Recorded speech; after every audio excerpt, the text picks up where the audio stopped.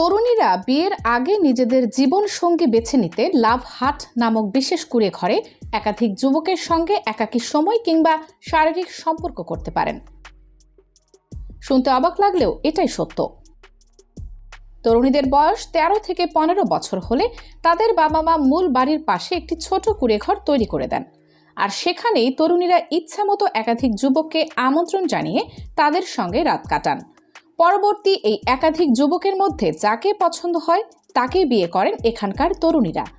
উপযুক্ত ও মনোপুত জীবন সঙ্গী বা স্বামী খুঁজে না পাওয়া পর্যন্ত তাদের এই কার্যক্রম চলতে থাকে। শত শত বছর ধরে এমন প্রথা চালু রয়েছে কম্বোডিয়ার রতনকিরি অঞ্চলের ক্রেয়ং আদিবাসীদের মধ্যে।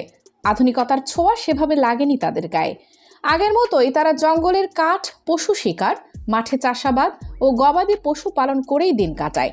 কাজের ক্ষেত্রে নারী পুরুষের ভেদাভেদ নেই, তেমনি মদ্যপান কিংবা ধূমপান করার ক্ষেত্রেও ভেদাভেদ রাখেন না তারা। তবে সবচেয়ে মজার ব্যাপার হচ্ছে এই উপজাতির নারীরা প্রেমিক খোঁজেন ভিন্ন উপায়ে। এখানে প্রেম যৌনতায় নেই কোনো বাধা। বিয়ে এই গ্রামে প্রচলিত নয়। প্রেমিক প্রেমিকা কয়েক মাস একে অপরকে বুঝে নেওয়ার পরে শুরু করেন লিভ ইন।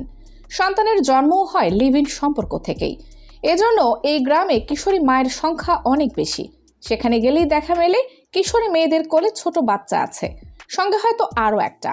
এছাড়াও নানান যৌন রোগেও আক্রান্ত হন কিশোর কিশোরীরা। আধুনিক চিকিৎসা না থাকায় সামান্য অসুখেই মারা যান এখানকার মানুষ।